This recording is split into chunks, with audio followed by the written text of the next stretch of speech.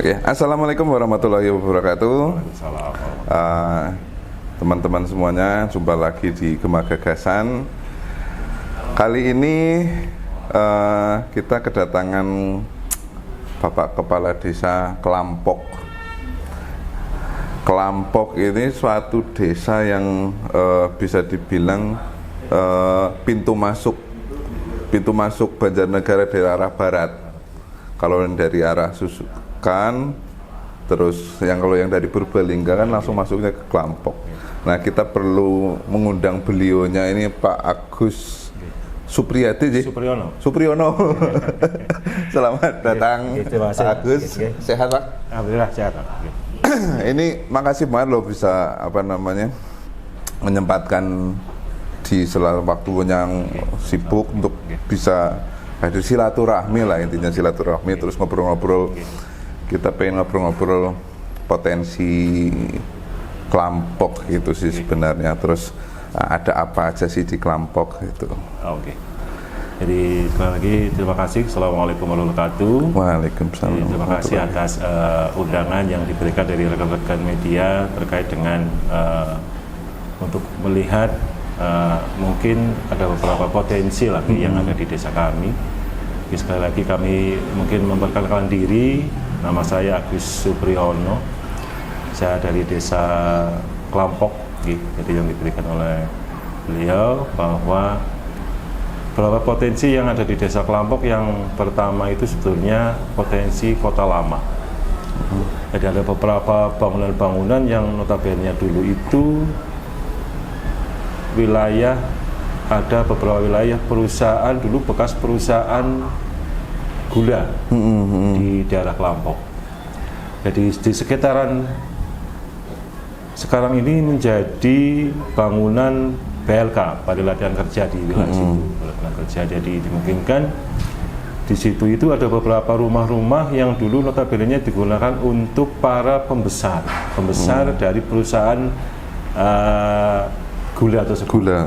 Jadi ternyata wilayah tersebut yang ada di desa Kelampok itu menjadi satu nama di situ. Salah satu namanya adalah Dusun Besaran. Dusun Besaran. Dan saya mengambil flashback ke belakang, ternyata di situ komplek untuk pembesar di perusahaan gula itu. Jadi beberapa komplek di situ memang bangunan tua yang notabene digunakan untuk para pembesar atau pejabat dari perusahaan gula. Itu awalnya dari sedikit cerita ke belakang. Dan juga ada beberapa tempat yang seperti makam Belanda di situ. Jadi ada beberapa tempat yang menjadi makam orang-orang Belanda yang sudah dulu mungkin lama di Kecamatan Projo Kelampok, khususnya di wilayah desa Kelampok. Ada makam di situ. Terus akhirnya membumi di situ ya. Iya, membumi di situ. Karena sudah dan beberapa waktu yang lalu itu pernah ada salah satu keluarganya yang mengambil mungkin ya kalau sudah lama tulang lagi untuk dibawa pulang ke negaranya. Langsung dari Belanda. Langsung dari Belanda. Jadi ke situ. Jadi ini menurut kami dengan sejarah seperti ini kami memang perlulah mengangkat kembali terkait dengan Kota Lama, dan bukti-bukti bangunan itu masih ada sekarang di BLK. Sampai lantai bangunan masih ada di situ. Kalau masyarakat atau orang lewat itu kan yang kelihatan kan udah yang pertama kali dengar Kelampok berarti keramik.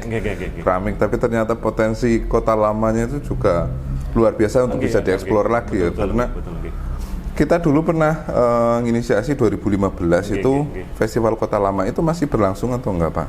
Jadi kalau melihat dari kegiatan itu terakhir kami memang baru itu kami belum menjabat secara definitif. Ada kegiatan yang salah satunya adalah Festival Kota Lama di sini. Festival Kota Lama yang dikemas dengan produk seolah itu lingkungan Kota Lama. Itu dibikin kayak semacam jajanan tradisional, cara pembayarannya juga tradisional. Gitu. Ada penukaran uang seolah itu uang lama, uang golden lah bahasanya, uang lama seperti. Sangat menarik memang, dan dari ditampilkan di media sosial luar biasa. Dan kami berharap nantinya dari dinas yang terkait dengan kegiatan potensi wisata ini ya bisa kembali lah ditampilkan terkait dengan Pulau Lama, dan nanti bisa dikemas dengan kegiatan-kegiatan yang lain yang notabene-nya mungkin bisa sinergi di situlah. Karena di situ ada salah satu potensi yang ada, wisata religi.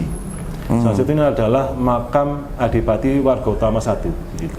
Oh, untuk di Kelampok ternyata. Ada makam Adipati Utama I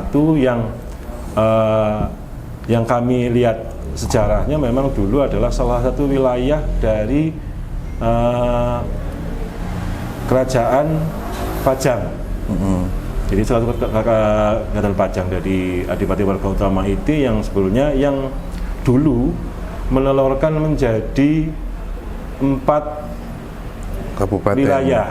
Wilayah ya. Iya, jadi kenapa ada salah satu di situ? Jadi sebagai hadiah dan rasa bersalahnya dari Adipati Pajang ini, Hadiwijaya ini menentukan bahwa nanti saya akan berikan kewenangan kepada menantu dari Adipati Warga Utama. Salah satunya adalah putra mantu yang bernama Adipati Merapat atau yang lebih dikenal Joko Kaiman. Joko Kaiman. Nah, Joko Kaiman ini yang diberi mandat untuk menjadi Adipati Warga Utama II.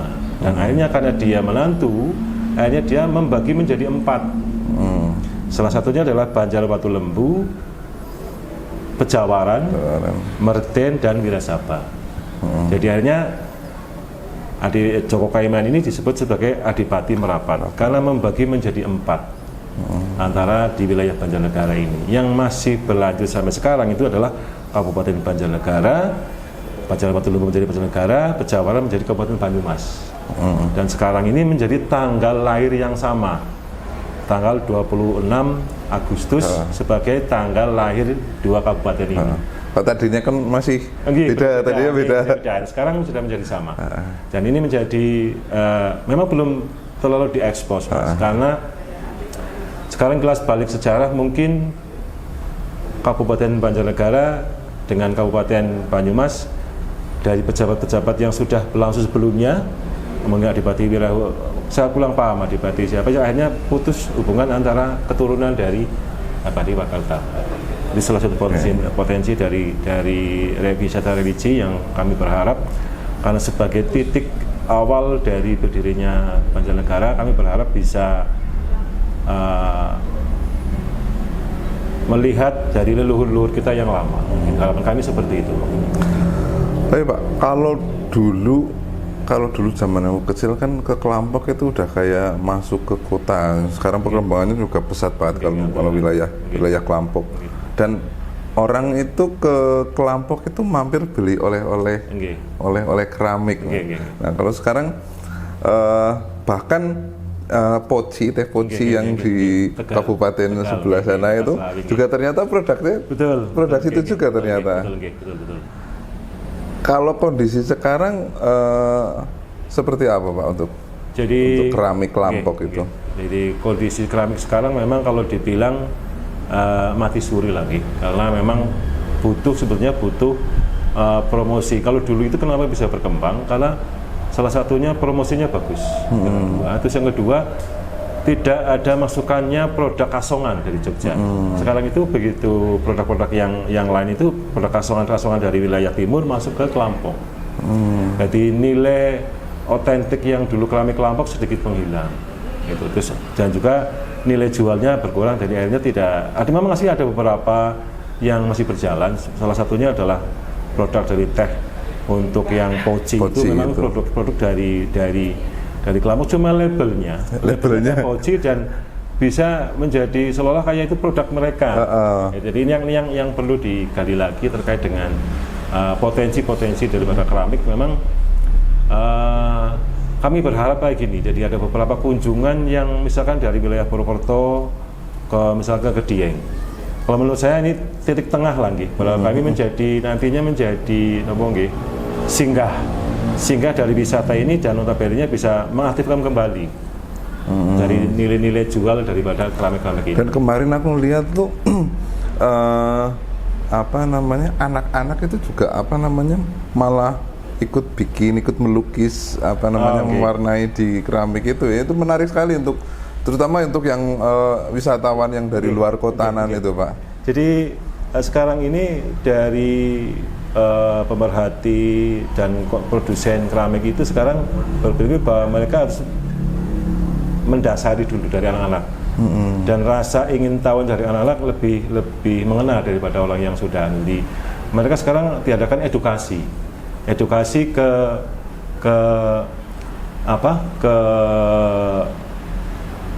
anak-anak supaya lebih paham. Dan saya dulu pernah ada salah satu wisatawan dari anak-anak SMK di Cilegon.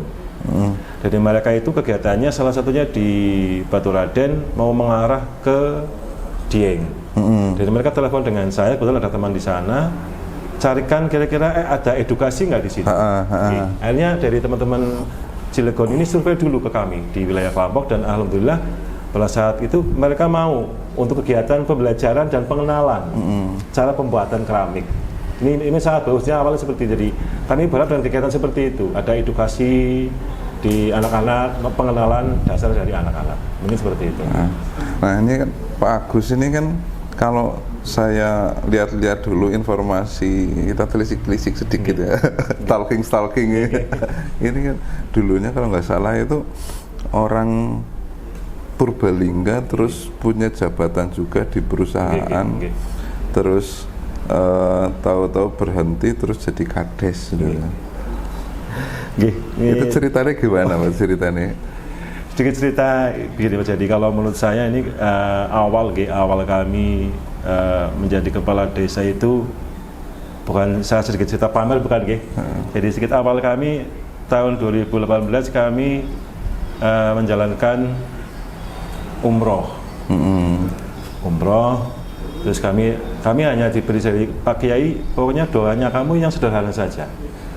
Kamu berdoa semoga kamu ini menjadi orang yang soleh dan punya rezeki orang soleh, dan menjadi orang yang bermanfaat di umur-umur kamu itu. Mungkin dengan doa itu, bahasa saya pada momen terakhir saya pulang di 2019, saya pulang umroh, saya 2019 Februari ada salah satu teman menyampaikan saya, "Yulah, menjadi kades gitu.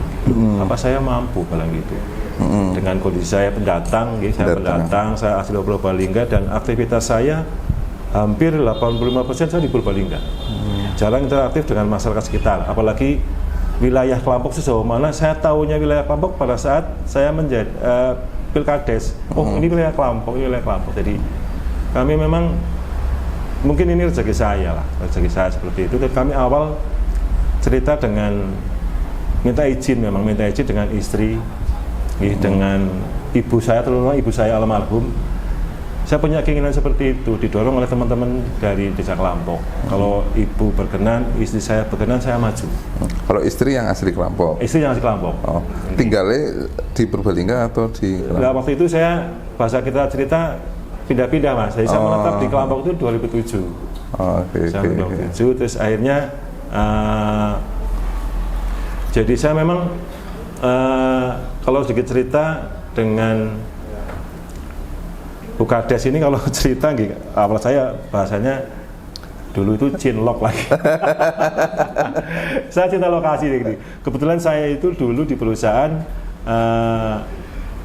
ruangan saya itu di belakang. Kantor IT saya itu di sebelah kantor saya, di berhadapan-hadapan lah kantor dari istri saya itu. Jadi cinloknya ini saya memang, kalau istri saya dulu belakangnya Gasik, saya ketemunya Gasik pagi-pagi, Gasik gitu lagi. Jadi hanya ya karena komunikasi, panggil ruangannya mungkin sering melirik lah bahasanya gitu lagi.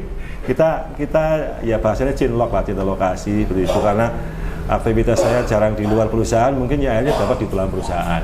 Kebetulan beda perusahaan, jadi dulu saya di bidang wig, istri saya di bulu mata. Kebetulan istri saya dulu di bagian akunting, saya orang lapangan, orang produksi lah gitu, saya seperti itu. Dan itu ya berjalannya waktu. Jadi cinlok dulu baru kenalan. Dulu baru kenalan gitu, seperti itu. Memang ya mungkin rezeki saya lah, awalnya memang ada yang namanya itu ya kadang di Purbalingga, kadang di Kelampok lah, seperti itu. Nah, kalau terakhir di posisi jabatannya sebagai apa Pak? Saya di pimpinan. Di pimpinan perusahaan gitu, di PT Indopores Sahabat di Purbalingga nggih. Lo kan gajinya banyak kok Pak. Aku maunya jadi kades gitu loh Pak. Nggih, kalau kan gajinya ini, kalau melihat salary dan gaji memang cukup tinggi. Tapi ya ini saya bilang tadi, mungkin ini rezeki lah Mas. Tadi sampaikan pada saat mungkin saya umroh, doa saya terkabul.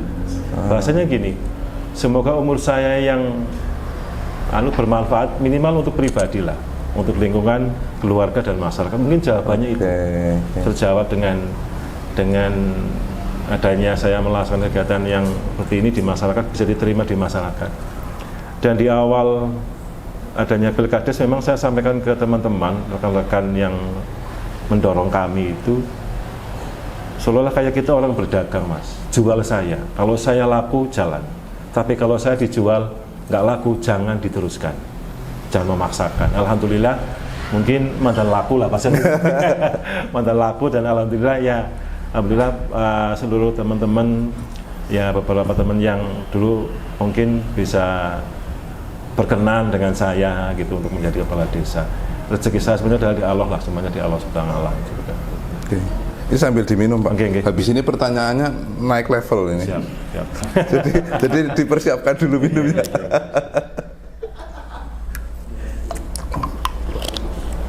Ini pertanyaan habis ini mulai agak-agak berat ini. Okay. Nah, berarti kan dari muda, dari belum menikah sudah bergelut di dunia usaha, di perusahaan. Perusahaan yang notabene adalah perusahaan padat karya kan, karena di weekend butuh banyak karyawan, malah sudah sampai ke pimpinan, kan bertahun-tahun itu Pak prosesnya. Nah, setelah bertahun-tahun di perusahaan itu, terus kemudian menjadi kades, apa yang dibawa untuk masyarakat gitu, programnya atau kegiatannya atau ilmunya yang diaplikasikan untuk masyarakat Banjarnegara, utamanya di Kelampok Pak. Jadi kalau dibilang di perusahaan itu, begitu masuk ke dalam perusahaan sudah ada aturan yang baku Mas. Masuk perusahaan berarti kita harus mengikuti aturan-aturan yang di perusahaan. Dan saya pelajari ternyata itu begitu saya di desa, saya tidak serta-merta bicara pasal di situ. Kamu salah ini, pasal ini nggak bisa. Jadi saya belajar di situ, belajar bahwa lingkup perusahaan membentuk saya memahami adanya aturan dan komunikasi yang baik dengan masyarakat. Jadi kami memang di awal kami bekerja di desa itu, kami maksimalkan dengan di dalamnya adalah di Pemdesnya, di perangkatnya. Saya harus bisa memaksimalkan komunikasi yang baik, koordinasi yang baik, guyup di dalam dulu untuk saya bisa bekerja ke lapangan. Jadi kalau misalkan di dalam kita sudah kondusif, sudah baik, bisa pembelajaran di perusahaan seperti itu. Kondisifkan dulu kamu, saat kamu nyamankan dulu di dalam. Jadi begitu di ruangan kami nyaman, kita kerja ke semua lini di masyarakat, kita akan nyaman. Komunikasi yang baik dengan wilayah. Ambil aspirasi dari masyarakat, kita cerna dengan baik-baik. Itu dulu di perusahaan seperti itu. Setiap ada masalah di perusahaan, tidak serta-merta saya ambil teknis pasal, tapi komunikasi yang baik. Komunikasi yang baik. Jadi kalau saya pribadi, pembelajaran di perusahaan itu adalah komunikasi yang baik. Semua lini, semua bagian, semua kepentingan kami komunikasi akomodir dengan baik. Itu pembelajarannya itu. Bukan saya tidak belajar salary, tapi saya belajar komunikasi. Komunikasi yang baik dengan setiap, walaupun itu ada kepentingan, tidak ada kepentingan, saya yakin kalau dikomunikasikan dengan baik juga hasilnya dengan baik. Itu yang kami ambil. Hasil dari komunikasinya kaitannya dengan peningkatan kesejahteraan masyarakat gitu, barangkali upaya-upaya yang dilakukan dari Pak Kades itu. Jadi secara tidak langsung sekarang ini kami yang belajar dulu di pabrik adalah data. Data harus akurat dulu. Sejauh mana data itu bisa akurat, kita bisa memilah dan memilih betul. Antara yang betul-betul ini memang butuh penanganan yang khusus, butuh mungkin lebih untuk bisa terkait dengan, apalagi sekarang program pemerintah adalah semua aspek harus dilaksanakan di desa. Jadi semua aspek dalam desa minimal kita harus mencari dulu. Jadi sejauh mana memilah dan memilih betul-betul adalah yang paling kuat adalah data. Data ini penting terkait dengan kesejahteraan, mungkin tingkat kemiskinan, tingkat keramanan yang lain terkait dengan sekarang ini program stunting, program PMT, itu memang perlu ada kita data dulu. Tidak serta-merta kita langsung memberikan. Terkait dengan bantuan langsung tunai sama, kita pun harus data yang akurat di masyarakat. Karena kami di desa itu sekarang ini punya bank data. Bank datanya adalah kepala dusun. Ini bank datanya. Mereka harus tahu persis kondisi keadaan di masing-masing wilayah. Jangan asal bapak senang, tapi harus dengan bukti-bukti data. Makanya kami butuh data. Soalnya data yang akurat sekarang ini adalah DTKS. Data yang memang diambil dari masyarakat terkait dengan kondisi senyatanya di masyarakat. Itu seperti itu.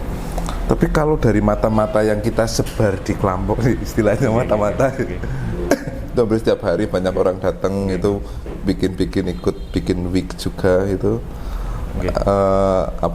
Itu pemberdayaan juga, bagian dari pemberdayaan juga atau enggak? Jadi masih ada komunikasi dengan perusahaan lama terus ikut mensuplai atau gimana? Jadi ada salah satu perusahaan ini begini, kalau saya ceritakan bukan bicara home industry, tapi ada beberapa wilayah yang bisa dikerjakan di rumah masing-masing.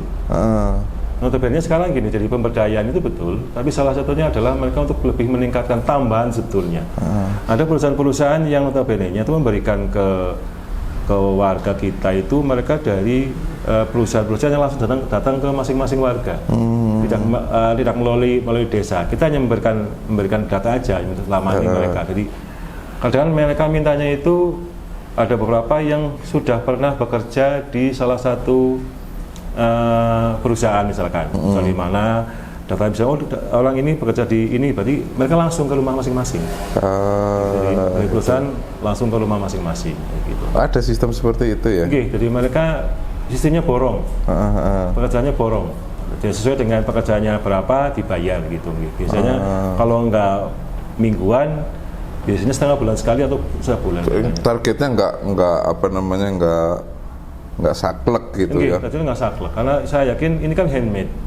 Handmade itu memang ada target, ada target iya, tapi kan namanya handmade kadang kan di desa itu kan disambil lah, kadang kondangannya lagi banyak.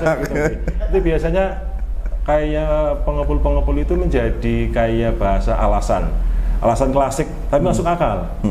Rasanya banyak kondangan, hasilnya nggak maksimal. Ini banyak anak sekolah, butuhnya banyak. Kalau yang paling banyak itu pada saat kebutuhan untuk anak sekolah, mereka ngebut mas bacaan. Oh gitu ya. Butuhnya banyak, terutama untuk anak sekolah pada saat naikkan kelas. Kelas ya, betul. Oke. Jadi berarti mas mulai menjabat kan 2019.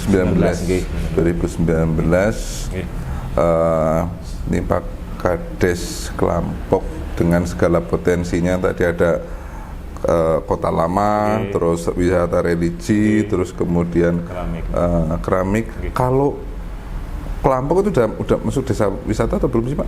Ada Pokdarwisnya atau belum ada Pokdarwis. Ini dimungkinkan sih pernah ada kegiatan mau mengarah ke situ gitu.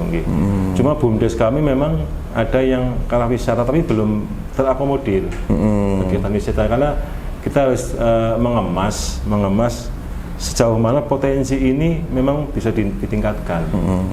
Karena kita yang pertama adalah yang kita butuhkan sebetulnya SDM, sumber daya manusia yang notabene-nya minimal kalau menurut saya adalah peduli pertama. Terus yang kedua mau dan mampu. Sekarang ini kan hanya orang mungkin punya kemauan tapi tidak ada kemampuan.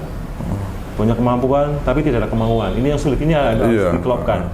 Jadi memang betul-betul di desa ini kalau kami lihat itu butuh yang seperti ini. Sumber dayanya harus maksimal. Yang kedua potensinya kita cukup seperti ini dulu. Kita nggak muluk-muluk harus mungkin sewa yang seperti enggak. Tapi kalau menurut saya minimal itu dulu yang mendasar di desa. Kalau disuntik dana berapapun, kalau dari masyarakatnya belum ada muncul keinginan untuk itu. Betul. Jadi kami memang harus bisa selektif mas terkait dengan pendanaan ke desa, terkait dengan BUMDes kita harus selektif. Salah satunya seperti itu, kita harus punya sumber dayanya yang maksimal bagus. Terus yang kedua tadi ada kemauan dan kemampuan. Nilai jual Kelampok apalagi Pak yang bisa ditawarkan itu, potensi yang lainnya? Menurut kami sih memang sekarang ini ada beberapa wilayah yang notabene-nya sebetulnya beberapa pengrajin lah gitu, termasuk kayak tahu gitu gitu, kupat landan. Jadi mereka sebenarnya bisa dipotensikan sebetulnya. Kami dulu pernah di kabupaten sebelah itu ada kegiatan semacam kayak makan tahu gitu bersama. Tapi kemarin kami beberapa dengan teman-teman Karang Taruna, kita pernah ada ekonomi kreatif terkait dengan kegiatan makan kupat dan landan massal gitu. Kupat landan itu gimana sih kupat? Jadi bentuknya sebetulnya kupat yang biasa tapi berwarna sedikit coklat. Jadi sama tapi lebih padat rasanya gitu. Dan itu kombinasi sama apa itu? Jadi sebenarnya jadi ada pewarnaan aja sebenarnya sih, pewarnaan dan isinya lebih padat sebetulnya gitu. Mungkin sama dengan kupat-kupat yang lain gitu. Tetap kombinasi dengan sate, dengan soto. Itu biasanya itu dikombinasikan dengan makanan yang lain. Tapi kalau kupatnya sendiri hanya segi dari kepadat dan warnanya. Di Solo kayak landan. Warna itu kayak sedikit merah kayak warna Belanda, bahasanya gitulah landan. Jadi kadang di-compare dengan kita makan tahu lebih simpel, makan tahu kan lebih tidak terlalu terus makan yang dengan mungkin petis atau mungkin sate itu lebih seperti itu. Aku bayangin lomba makan kupat landan terus sampai nggak pakai minum gitu. Itu perlu di lagi gitu. Kalau sekarang kan ini kreatif malah gitu. Iya kan apa namanya yang penting viral gitu. Betul. Terus potensinya keangkat ini.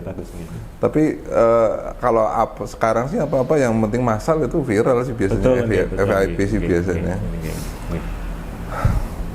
Kupat landan terus tadi tahu juga banyak rumah itu skalanya masih industri rumah tangga ya? Industri rumahan masih rumahan jadi belum itu besar.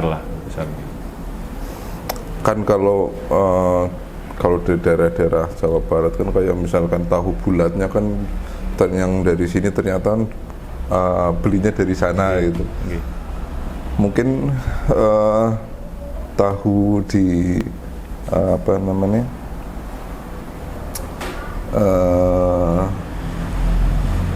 tahu di Klampok itu bisa mungkin dimodifikasi bentuknya apa gitu, tahu bentuk bintang apa itu biar. Jadi kalau saya lihat kemarin ada beberapa saya makan sendiri di tahu itu kombinasikan dengan mungkin dalam ada isi itu terus nanti dibikin kayak keripik tahu, terus mungkin ada beberapa sebenarnya yang makanan berbahan baku terigu lah. Memang ada yang bikin roti kering juga ada di Klampok. Dulu banyak lah dulu yang pernah rekan Pak Iwan juga dulu pernah sebagai pengusaha roti itu di wilayah sana. Jadi itu memang ada beberapa usaha yang berbahan baku terigu, ada roti kering kayak papia gitulah, kayak papia memang ada di situ sih. Jadi kalau dikomunikasikan kemarin yang tahu itu menjadi keripik tahu, terus di dalam ada isi, terus yang bisa dikombinasi dengan bahan-bahan lain di situ, rasa pedas, asin gitu, tapi bentuk model aja hanya bulat, kotak. Jadi belum yang mengarah yang mungkin antik-antik gitu lagi. Seperti itu. Ini kan kaitannya barangkali dengan rencana jangka menengah panjang Desa Klampok itu mau dibawa kemana itu, misalkan mau diarahkannya ke pengembangan pariwisata, misalnya pariwisata kota lamanya kan mungkin berarti kan yang sektor-sektor lainnya harus bisa mendukung seperti itu, kayak misalnya tahunya, proses pembuatan tahunya, pandai besinya dan sebagainya itu ada yang dikemas model tradisional. Kalau dulu kan tahu kan masih digubur gitu ya. Betul. Itu bisa untuk display dan lain sebagainya mungkin. Cuma kita nih pengen tahu nih kalau dari desa ini Klampok ini mau dibawa kemana ke depannya sebenarnya, atau untuk industrialisasi atau kemana itu? Kalau sekarang ini yang kami lihat sebenarnya kalau bicara dibawa kemana, kita harus melihat potensi yang mungkin sudah ada dan yang akan, kan bisa seperti itu. Potensi yang sudah ada sekarang seperti itu dan yang akan kita buat seperti apa. Jadi kalau yang kami komunikasikan di wilayah itu kita sekarang ini tidak akan bicara pembangunan hanya fisik. Fisik jelas, jalan dan sebagainya, bla bla bla gitu. Tapi yang kita perlu sekarang adalah bagaimana kita membangun sumber daya manusia dulu. Sejauh mana mereka itu bisa melihat potensi. Sekarang potensi kita tampilkan, walaupun sudah ada potensinya sebetulnya. Jadi kita sekarang ini harus bisa mencari sumber daya manusianya, dan yang kedua, sejauh mana orang-orang ini mau peduli dengan yang sudah ada dulu. Sudah ada dulu. Minimal peduli sekarang. Kalau hanya ujuk-ujuk sekarang sewa biaya kita berikan, kamu jalankan itu, bisa jalan iya, tapi di awal. Tapi kalau orang peduli, dia tidak akan bicara uang, tapi bicara kegiatan sejauh mana ini bisa berkembang dan berkelanjutan. Kalau menurut saya seperti itu. Jadi sekarang kalau kita mau bicara dibawa ke arah mana, kita harus bicara lihat potensi dulu dan sejauh mana sumber daya manusianya ini bisa menerima dulu. Okay. Ini yang lagi kami coba upayakan untuk bisa sejauh mana masyarakat ini bisa menerima yang ada di masyarakat di lapangan dulu. Salah satu contoh misalkan saya berikan kegiatan A misalkan gitu, tapi hanya orang tertentu dok yang peduli, kan sulit karena kami butuh semua bisa masuk di ranah itu. Contohnya kita misalkan mau desa wisata, kita harus memberikan di situ orang-orang yang mau peduli dulu di situ. Sejauh mana wisata kan tidak gini, kalau saya pengelolaan wisata ini sebenarnya wujud yang pertama adalah pengelolaan yang baik, komunikasi yang baik, sumber daya yang bagus. Wisata ini bonus. Wisata adalah bonus. Kalau menurut saya, paham saya, wisata ini bonus dari pengelolaan yang baik, sumber daya yang mapan ini, akhirnya kan menjadi baik di dalam. Dan nanti ada mungkin sebenarnya dari media, dari rekan-rekan mungkin ada sekarang ini banyak TikTok, mungkin ada yang lain, kan itu berkembang. Nah, wisata ini bonusnya, tentunya. Bonus dari kegiatan pengelolaan yang baik di wilayah. Ini yang saya lagi kepengen di dalam masyarakat ini, mereka pengelolaannya dikelola dengan baik, pengelolaannya juga bagus, sumber dayanya mumpuni. Saya kepengen seperti itu. Gitu loh. Itu yang kami harapkan memang seperti itu. Untuk bisa memaksimalkan alam wisata, nggak mungkin serta-merta kita bikin wisata. Sulit mas kayak gitu. Tapi wisata kan kalau kita bonusnya sebenarnya, bonus dari kegiatan yang selama ini kita lakukan. Contohnya misalkan kita bikin tempat yang baik dengan edukasi yang baik, masyarakat ada masuk di ranah itu, masa itu masuk, kan pengembangannya bagus, kelanjutannya ada. Lah ini wisatanya ini bonus dari kegiatan yang di desa. Nah, seperti itu. Ini yang jadi kalau kami lihat itu dari apa yang kami lakukan kemarin di 17 Agustus itu, kami punya moto lah, Gumregah Ambangun Telatah. Artinya? Jadi kita itu masyarakat minimal peduli untuk bisa membangun desa. Membangun telatah ini membangun wilayah. Berarti pas kayak yang diharapkan oleh Pak Kades. Gumregah Ambangun Telatah. Kerukunan dari semua wilayah, semua lini, semua potensi bisa gumregah. Semangat untuk membangun desa. Minimal kami dulu meminimalkan adalah sumber dayanya dulu di masyarakat. Maksimalkan dulu kepeduliannya dulu di masyarakat. Wisata adalah bonus. Oke. Dari kebudayaan. Kalau pasar Purworejo Kelampok itu masih ada bagian yang di Kelampok juga? Jadi kalau yang pasar itu memang sudah masuk Purworejo semua itu. Oh, Purworejo semua. Okay. Nah, barangkali itu Pak Kades.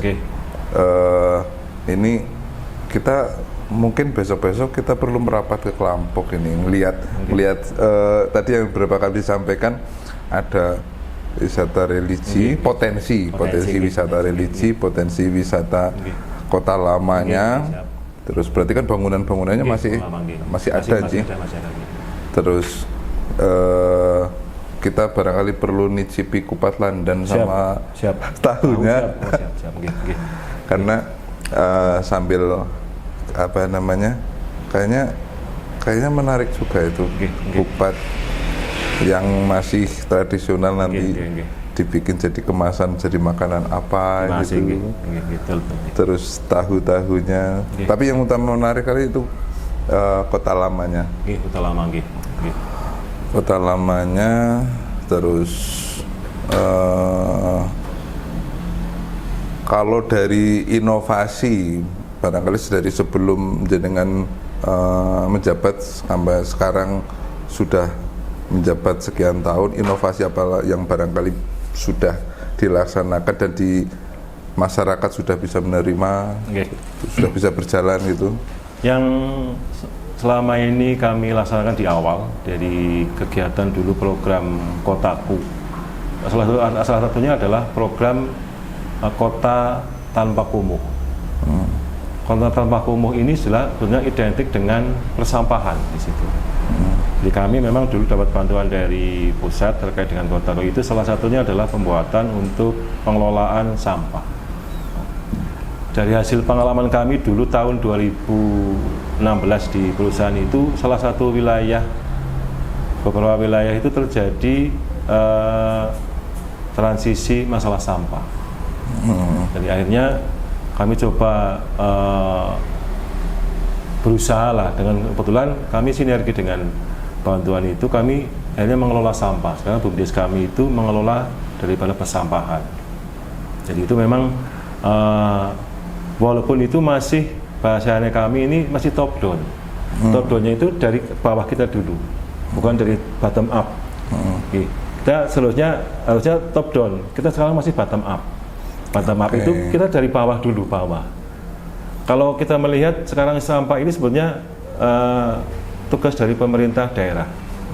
Jadi kami di desa pun sebetulnya kita membantu pemerintah daerah untuk mengatasi masalah sampah di wilayah masing-masing.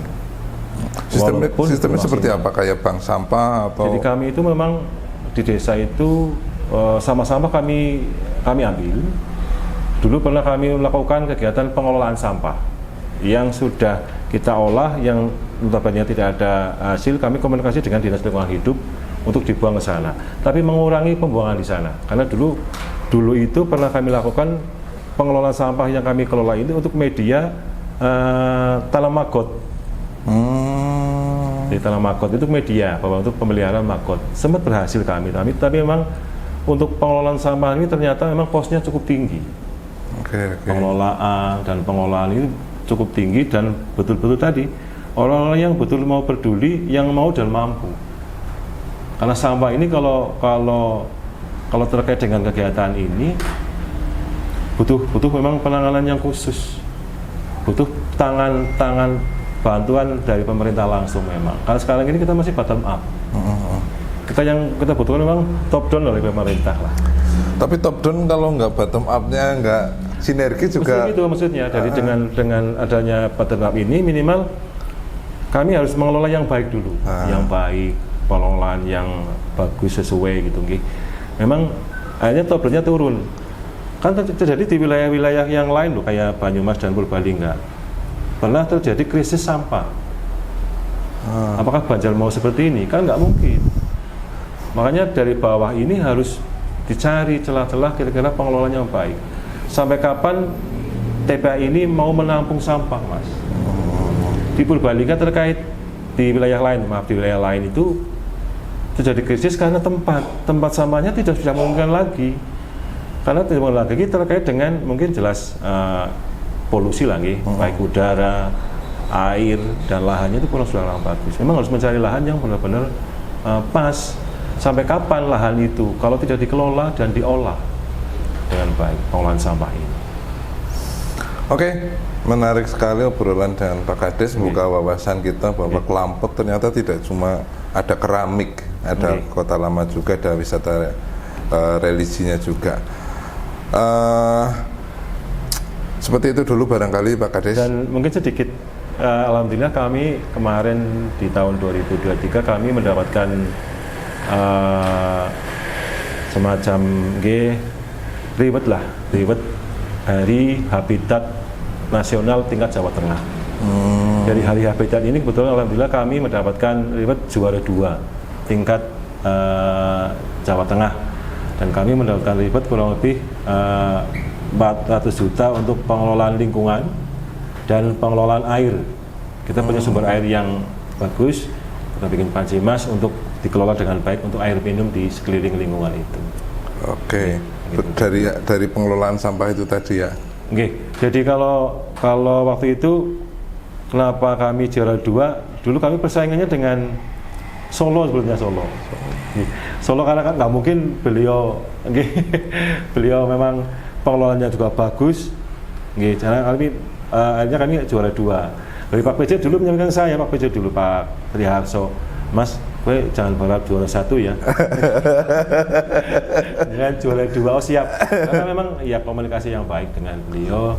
Kami melakukan paparan, proposal kami pemaparan di Dinas Perkim alhamdulillah setelah verifikasi ke lapangan kami mendapatkan poin yang baik, hasil verifikasinya baik. Oke, terima kasih. Barangkali untuk closing statement nanti bisa disampaikan untuk masyarakat baik di Kelampok maupun masyarakat luas maupun di seluruh Indonesia. Monggo disampaikan, menyampaikan apa aja potensi desa Kelampok, untuk silahkan datang ke Kelampok atau himbauan pada masyarakat. Monggo silahkan ke kamera. Sekali lagi kami juga mengharap dari apa yang sudah kita bicarakan, apa yang sudah kita sampaikan, bahwa kami di desa memang memaksimalkan kegiatan-kegiatan atau potensi-potensi yang ada di desa.